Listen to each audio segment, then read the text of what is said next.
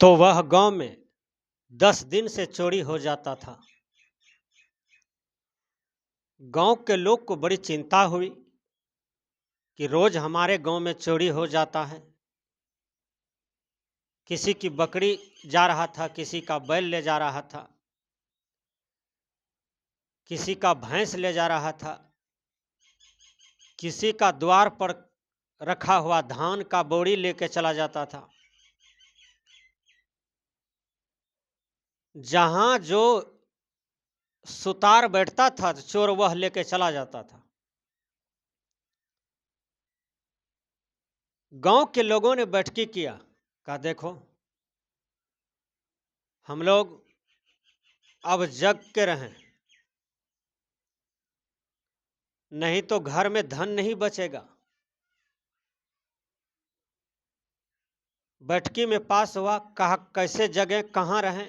कहा सब अपने अपने ही घर में रहें और जगे रहें।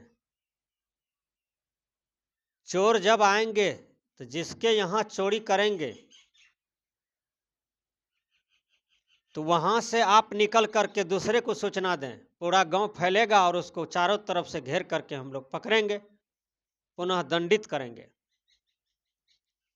वही हुआ, जब रात का 1 बजा तो चोर आ गया। सब तो जगे हुए थे। कबीर साहब ने कहा रहना है होशियार नगर में, एक दिन चोरवा आएगा रे। जो जागल सो पावल हो रमैया राम, सोवत गेल बिगो हो रमैया राम।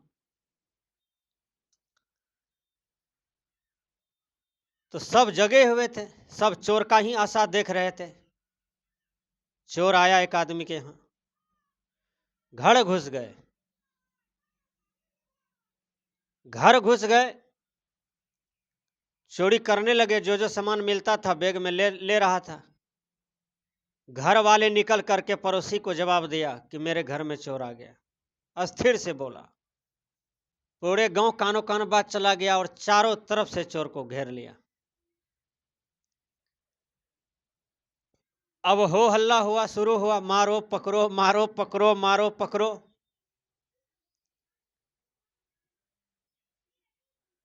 चोर भाग करके भागते भागते भागते भागते जंगल चले गए। अब जंगल में चारों तरफ से घेर लिया। जंगल से छिप करके चोर भागा गए, साधु की कुटिया में प्रवेश कर गए। जंगल के बगल में साधु का कुटी था, वहीं पर चले गए चोर। वहां साधु थे। चोर ने कहा ए साधु जी। कहा क्या। कहा मेरा जान बख्श दीजिए, नहीं तो आज मैं मारा चला जाऊंगा। बाबा आप संत हैं, आप कृपक हैं, आप दयालु हैं, इसलिए आप जान बख्श दीजिए, मुझे बचा लीजिए। संत ने कहा पहले हमसे संकल्प करो। कहा वो कि संकल्प क्या है। कहा तुम आज से चोरी नहीं करोगे।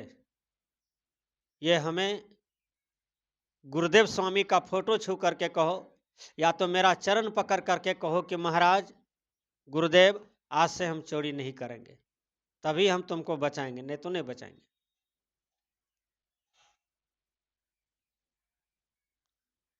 कहा ठीक है बाबा, मैं जान बचाने के लिए कुछ भी कर सकता हूं। महाराज जी उसको ड्राम के अंदर में छिपा दिए। ड्राम का ढक्कन लगा दिया, थोड़ा सा हवा निकलने के लिए था नीचे से, उसी में घुसा दिया और ढक्कन लगा दिया। कोठार घर था, सब कोठार घर में तो चावल रखा हुआ था, कहीं गेहूं पड़ा हुआ था। पूरे गांव के लोग आए, लाठी भरा लेकर के, कहा चोर आप ही के यहाँ आया है। महाराज जी ने कहा कि जो देखा है वह बोलता नहीं है, और जो बोलेगा वो तो देखा नहीं है। पूरे गांव के लोगों ने कहा महाराज आपके यहाँ चोर आया है और आप बोलिए चोर कहाँ रखे हैं। कहा महाराज ने कहा जो देखा है वह बोलता नहीं है, जो बोलता है वह देखा नहीं है। महाराज जी बोले कि मैं तो झूठ बोलता नहीं हूं, इसलिए ऐसा ज्ञान की बात बोल दो न तो वह झूठ हो न तो वह सत्य हो। सभी गांव के लोग वहां से चले गए, कहीं महाराज आश्रम में चोर नहीं मिला। जब सब चले गए तब महात्मा जी ने चोर को निकाला, कहा देखो आज मैं तुम्हारा जान को बचा दिया, नहीं तो तुम्हारा लाश रहता यहां पर। तब उसको बोध हुआ कि जीवन कितना कीमती है और मनुष्य तन कितना कीमती है। आज मेरा जान चला जाता, और गुरु दयालु होते हैं, इन्होंने मुझे बचाया है। कहा गुरुदेव आपने मेरा जान को बचाया है, इस खुशियां में आपका मैं शिष्य बनता हूं, मुझे क्या करना होगा? कहा तुम में जो बुराई है वो मुझे चढ़ा दो, और जितने भी बुराई है। कहा ठीक है मैं चढ़ा देता हूं। कहा बदले में आप क्या देंगे? कहा एक मंत्र देता हूं, उसका जाप करना 3 टाइम। यह स्तुति विनती का मैं पुस्तक देता हूं, इसे तुम 2 टाइम स्तुति विनती करना। और देखो ये पूर्ण सदगुरु हैं कबीर साहब, इनका फोटो ले जाओ, शीशा में भरा लेना, शाम सुबह यह महापुरुष का दर्शन करना,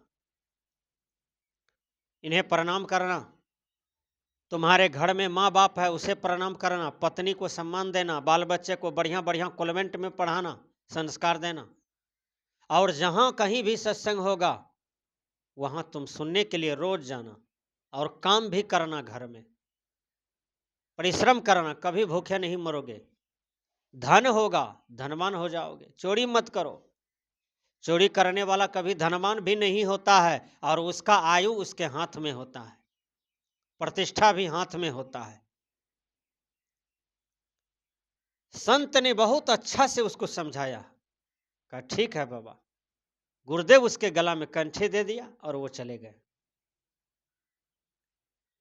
जब चले गए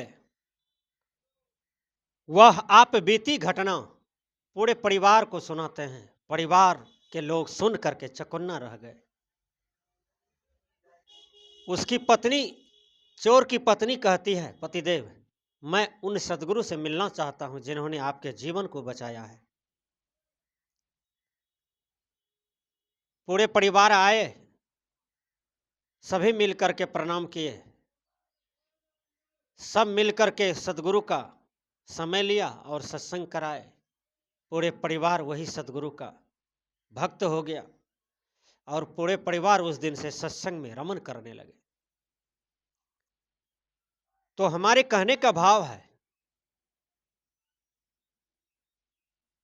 बिन सदगुरु संसार में मिले न आत्मज्ञान, भटकत इत उत जन्म भर विवश मोह ज्ञान। यह जीव जो है अनादि काल से भटक रहा है,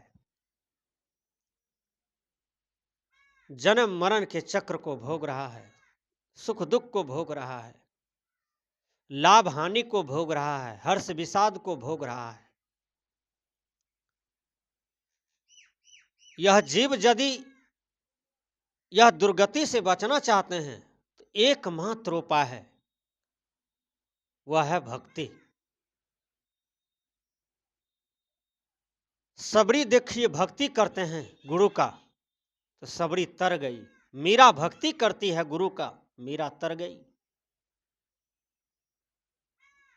भगवान राम अपने गुरु का भक्ति करते हैं, राम तर गए। कृष्ण भगवान अपने गुरु का भक्ति करते हैं, वो भी तर गए।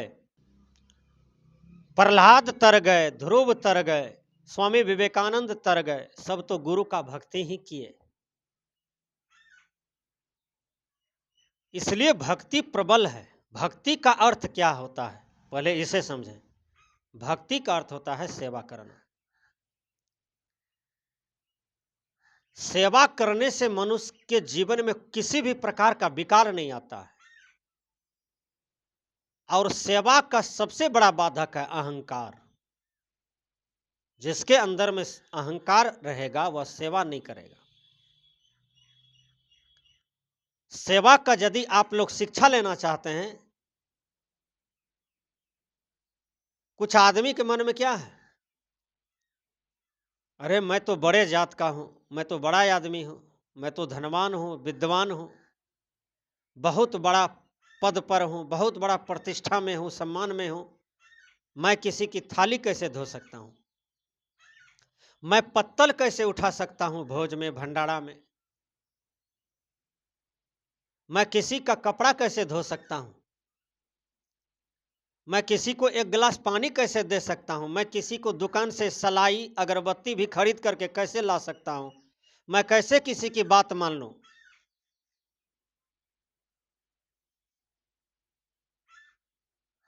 जिस आदमी के अंदर में दिव्य गुण है,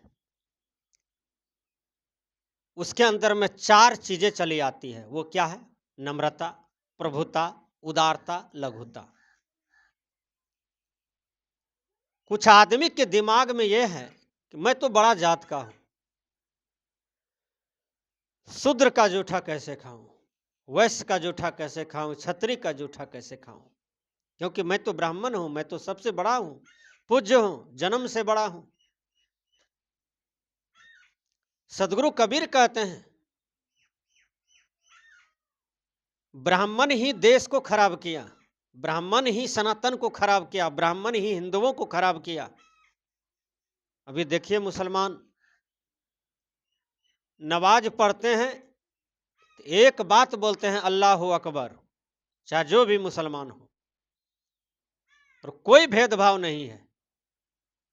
उसके अंदर में है कि ये भी मुसलमान है, हम भी मुसलमान हैं, ये भी इंसान है, हम भी इंसान हैं, और एक पत्तल में बैठ करके सभी खा लेते हैं, हाथ धो करके सब अपने अपने काम में लग जाते हैं। ब्राह्मण कहते हैं, मैं शूद्र का जूठा नहीं खाऊंगा, शूद्र का थाली नहीं धोऊंगा, क्योंकि मैं ब्राह्मण हूं, शूद्र के यहां नहीं जाऊंगा, शूद्र का खाना नहीं खाऊंगा। शूद्र का पैसा लेगा, शूद्र का सोना चांदी लेगा। शूद्र यदि 4 चक्का का गाड़ी 10 लाख में खरीद करके दे दे तो वो ले लेगा। शूद्र जहाज खरीद करके दे देगा तो वो ले लेगा ब्राह्मण जी, लेकिन शूद्र का खाना नहीं खाएगा, वहां उसको घिन लगता है। ये कितनी बड़ी दुर्मति है, जबकि इस धरती पर न कोई शूद्र है, न कोई वैश्य है, न कोई क्षत्रिय है, न कोई ब्राह्मण है, न कोई हिंदू है, न कोई मुसलमान है। इस सब तो मनुष्य बना करके मानव समाज में अपराध किया है। प्रकृति ने सबको यहां पर इंसान बना के भेजा है, सब इंसान रूप में है। जो जन्म लेता है वह इंसान रूप में आता है, मरने के काल में भी इंसान बन जाता है। देखिएगा, कोई आदमी मर रहा है तो बड़ा विनम्र हो जाता है, सबको चाचा, बाबा, दादा, काका कहता है। मृत्यु को देखते ही, मृत्यु का अनुभव करते ही वह मुलायम हो जाता है, चाहे वह कोई भी क्यों ना हो। सुना जाता है कि रावण इतने अकर्मण्य था, जब राम का बाण लग गया ढोड़ी में, जब प्राण हुकदुक करने लगा, प्राण छलपटाने लगा, तो उस समय राम राम राम 3 बार बोले। रावण भी विनम्र हो गया प्राण त्यागने के काल में। इसलिए किसी संत ने कहा कि हर आदमी को अपनी मृत्यु को देखते रहना चाहिए, वह मुलायम रहेगा। श्मशान घाट में शंकराचार्य कहते हैं, बारंबार बैठो, वहां वृद्ध का लाश आता है, जवान लोगों का लाश आता है, बच्चे का लाश आता है, एक्सीडेंट वाला लाश आता है, जहर पिया हुआ जो मर गया वो लाश आता है, कई प्रकार के मुर्दे आते हैं। सबको देख देख करके आपको बोध होगा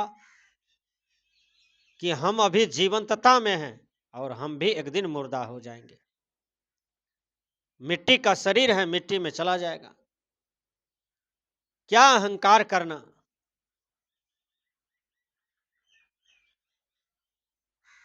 एक युवती एक युवक को देख करके मोहित हो गया। युवती घर गए, अपने पापा से बोले, पापा जी मैं उसी युवक से शादी करूंगा। उसका पापा जी राजा थे।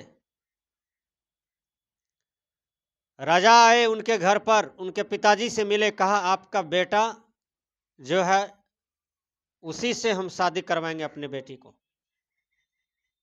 उसका पापा कहता है, लड़का का पापा, कहाँ आप कहाँ हम, आप राजा हैं हम मजदूर हैं, ऐसा हो नहीं सकता है। कहा होगा, आपके यहाँ हम संबंध करेंगे। उसके बेटा को पता चला, बेटा कहता है बाबूजी संबंध की बात कीजिए, हम करेंगे। कहा ठीक है, लेकिन संबंध बाराती साज के नहीं होगा। हमारा बाजार है बगल में पूर्णिया, वहां कहिए आने के लिए, लड़की को हम सिंदूर दे देंगे मंदिर में और लेके चले आएंगे।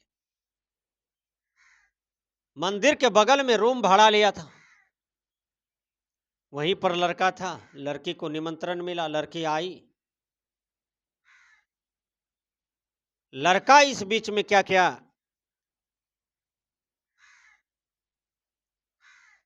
एक मुर्दा का रूप ले लिया, एकदम जीवित मुर्दा। उजला कपड़ा ओढ़ लिया और चरपाई पर लेटा था। लड़की आई उधर से, हिलाया डोलाया, कहीं कुछ नहीं। लड़की समझा मैं तो इसी से शादी करने आई हूं, ये तो मुर्दा के समान बुझाता है। और सूखा पका बीमार टाइप का बुझाया। लड़का 5 दिन पहले ही ऐसा टेबलेट खा लिया था कि उसका पेट बहुत चला था, मुंह चला था, सूख करके एकदम लगता था मुर्दा जैसा। और उजला कपड़ा से पूरा शरीर को ढक लिया था, कोई नहीं था वहां। लड़की आई, हिलाई डुलाई, देखा सूखा पका बीमार जैसा, मुर्दा जैसा। लड़की भागी वहां से। लड़की भाग रही थी, तब तक में लड़का कहा ठहरो, यही शरीर से न तुम शादी करना चाह रहा था? कहा आपका जो वो चमक था, आपका जो वो रूप था कहाँ है? कहा वो तो पेटझड़ी में चला गया, उल्टी में चला गया। लड़की को समझ में आया, चमड़ी काया देख लुभाया, मल का पिटारा गिजारे, चटक चांदनी छटा जवानी, बाढ़ का पानी रे। कहते हैं जैसे बाढ़ का पानी आता है, कुछ काल रहता है फिर चला जाता है, एक समान नहीं रहता है, उसी प्रकार जवानी है। जवानी किसी का एक समान एक रस नहीं रहा है, धीरे धीरे वह बुढ़ौती में बदल जाता है, बुढ़ापा में बदल जाता है, फिर जवानी का चटक चांदनी कहाँ चला गया।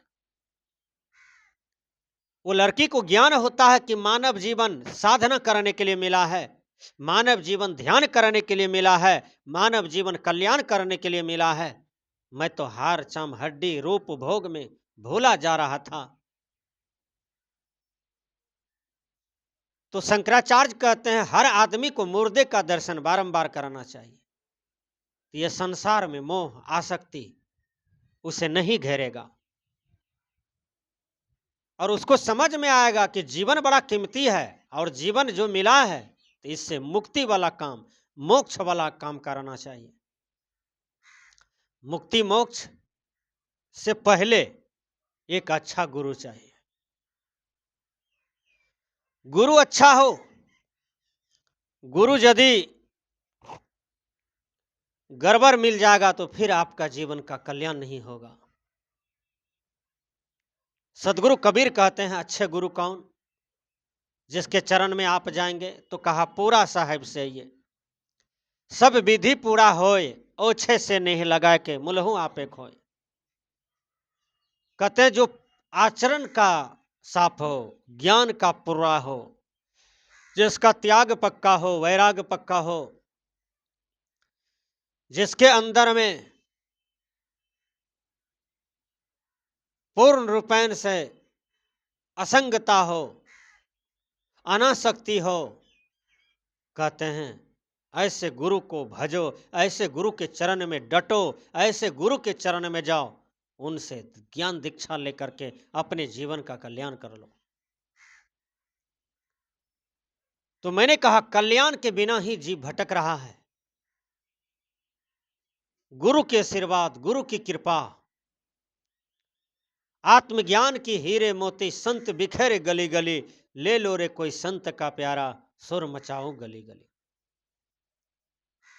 गली गली में शोर मचा रहे हैं संत कि आत्मज्ञान का प्यारा है, इसे कोई ले लो पी लो तो जीवन पूर्ण हो जाएगा। लेकिन कोई बिरले ही लेते हैं। देखिए सत्संग में बहुत लोग आते हैं तो सुधरते कहाँ हैं। सत्संग से उठते हैं, तौलिया गमछा झाड़ते हैं और संत महात्मा का जितनी बात सुने हैं उसको भी झाड़ करके चल देते हैं, वही छोड़ दिया। सत्संग में यदि आप गए, आपका जीवन परिवर्तन हो गया, बदल दिए, तो समझिए सत्संग से आपको लाभ मिल गया। जीवन भर सत्संग में जा रहे हैं, जीवन भर गलत काम के पीछे जा रहे हैं। सब्जी में छोलनी रहता है तो छोलनी को कोई स्वाद नहीं मिलता है। धान के साथ गर्री रहता है, धान चावल बन के तैयार हो जाता है, लेकिन चावल के साथ गर्री भी आता है, गर्री गर्रिये रह गया। धान के साथ था, मिल में गया वहां भी गर्री था, चावल बना वहां भी गर्री था, भूसा चावल अलग हो गया वहां भी गर्री था, लेकिन गर्री गर्री रह गया और धान चावल बन करके उसका रेट बढ़ गया। संत कहते हैं कि गर्री के तरह जीवन मत जियो। संत कहते हैं जैसे चावल का रेट ज्यादा है, धान का रेट कम है, तो अपने जीवन को चावल स्वरूप बना लो। तो सत्संग संसार में सबसे बड़ा फायदा देता है। दुनिया में सबसे बड़ा यदि लाभ उठाना है, फायदा उठाना है, तो सत्संग में जाते रहिए। कुछ आदमी कहते हैं सत्संग में जाने से पेट भरेगा। क्या बाबा जी खाने के लिए देंगे? संत महात्मा खाने के लिए देंगे? अभी चलिए आप पंजाब में स्वर्ण मंदिर, वेद व्यास, वहां देखिए बड़े बड़े डीएम, एसपी, कलेक्टर, सेठ थाली धोते हैं, थाली मांजते हैं, चप्पल साफ करते हैं, चप्पल रखते हैं। जिनको जो सेवा मिला है, सेवा लिखा के वो लोग लेते हैं, और सेवा के लिए नंबर लगता है। फलमा दिन आपको नंबर मिला है चप्पल साफ करने के लिए, थाली धोने के लिए, पत्ता बिछाने के लिए, गिलास देने के लिए, भोजन परसने के लिए। तो सेवा में लाइन लगाते हैं वहां पर बड़ा बड़ा नेता, बड़ा बड़ा एमपी, बड़ा बड़ा एमएलए। शिक्षा लीजिए जाकर के वेद व्यास में। और सेवा की जहां तक बात है, भक्ति की जहां तक बात है, विनम्रता की जहां तक बात है, तो युधिष्ठिर जी महाराज यज्ञ कर रहे हैं। यज्ञ में मीटिंग बैठा, जैसे आप बेटी की शादी करते हैं तो समाज का मीटिंग बैठाते हैं, जात का मीटिंग बैठाते हैं, उसी प्रकार युधिष्ठिर जी महाराज का यज्ञ हो रहा है। उस यज्ञ में भीम, अर्जुन, नकुल, सहदेव सब काम बांट लिए। वहां जितने भी राजा मंत्री थे सब काम बांट लिए, लेकिन एक काम छूट गया था। वह काम कोई नहीं लिया था। वह काम था क्या कि जितने आदमी भंडारा खाएंगे, आपके यहां भोज खाएंगे गृहवास में, वह पत्तल के फेंकेगा। ये काम तो कोई नहीं लिया। भगवान कृष्ण ने कहा कि यह काम मुझे दे दीजिए। भगवान कृष्ण ने केवल पत्तल उठाने का काम लिया। देखिए जो भगवान है वो लोगों की जूठा उठाएंगे। यहां ब्राह्मण स्टाइल मारता है कि हम बड़े हैं, लोगों की जूठा कैसे उठाएंगे, जूठा कैसे खाएंगे। ब्राह्मण कहते हैं शूद्र जहां बैठे तो वह जमीन छुआ जाता है। अभी ट्रेन में शूद्र बैठते हैं तो उसमें ब्राह्मण काहे बैठते हैं? वो तो छूत में चला गया ना। जिस गाड़ी में शूद्र बैठे हैं उसमें ब्राह्मण भी बैठते हैं। बताइए, जिस होटल में शूद्र खाते हैं वहां ब्राह्मण भी खाते हैं। ब्राह्मण को तो छूत लग गया ना। जो बर्तन शूद्र खरीदते हैं दुकान में, वहां ब्राह्मण भी बर्तन खरीदते हैं। जो किताब ब्राह्मण पढ़ते हैं बुक स्टॉल से लेकर के, उसको शूद्र भी लेते हैं, तो वहां छूत लग गया ना। हर जगह छूते छूत है। तो ब्राह्मण का जगह तो भगवान को तो ऊपर में न बना देना चाहिए कि शूद्र तो धरती पर है, अब धरती पर शूद्र रहता है तो ब्राह्मण को धरती पर कैसे देंगे? क्योंकि वो तो छूत में आ जाएगा, उसको तो चंद्रमा पर रख देते हैं। बिन विवेक भटकत फिरे। ब्राह्मण का दिमाग लगता है सठिया गया है, जात का अहंकार उसका पतन का कारण बन गया है। सदगुरु कबीर समझाते हैं कि अय ब्राह्मण, अय क्षत्रिय, अय वैश्य, अय शूद्र, देखो तुम्हारा पैदाइश कैसे हुआ। एक त्वचा हार मल मुतरा, एक रुधिर एक गुदा, एक बूंद से सृष्टि रचो है, को ब्राह्मण को शूद्रा। एक ही बूंद से सबका जन्म हुआ। ब्राह्मण, क्षत्रिय, वैश्य, शूद्र, हिंदू, मुसलमान, सिख, यहूदी, ईसाई, सब इंसान है। छुआछूत का बात मत करो, हटाओ इसको, मन में आए तो। किससे छूत करना? अरे जिसका कपड़ा महकता है, दांत गंदा है, नाक गंदा है, कान गंदा है, चमड़ी गंदा है, 1 महीना पर स्नान करता है, घर गंदा है, तो उस आदमी से घृणा कर सकते हो क्योंकि वह गंदा है। और घृणा नहीं करना, जहां तक हो अपना सेवा के द्वारा उसे सफाई का ज्ञान दो ताकि वह सफाई की ओर चले।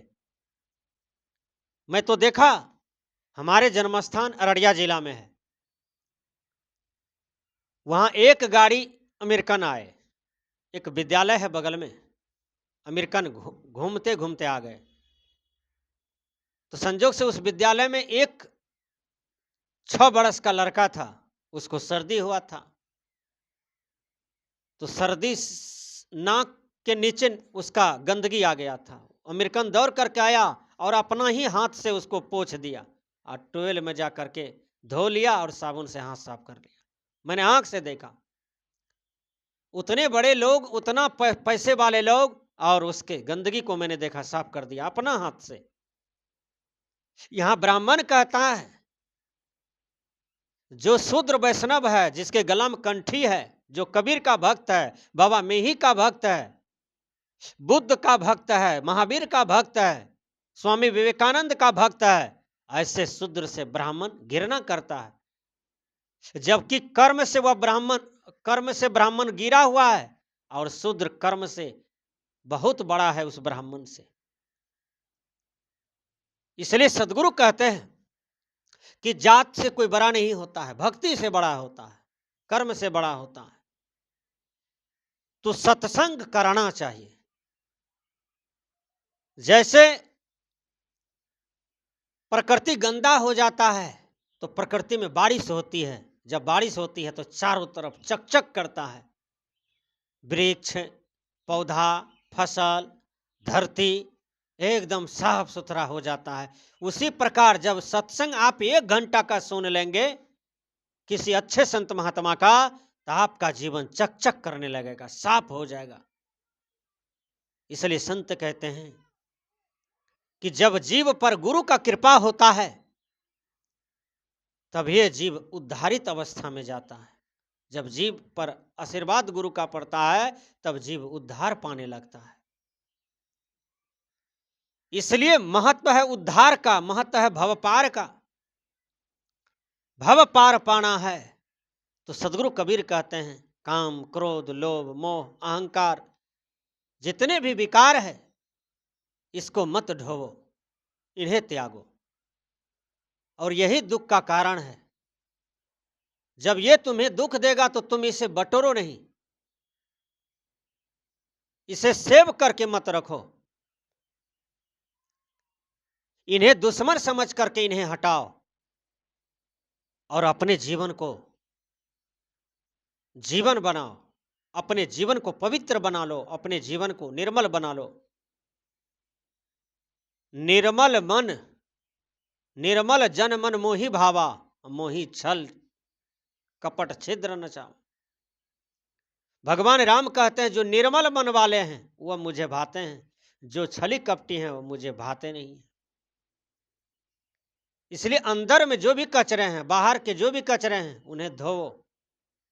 बाहर के कचरे साबुन पानी से साफ होते हैं और अंदर के कचरे सत्संग और ज्ञान से साफ होते हैं।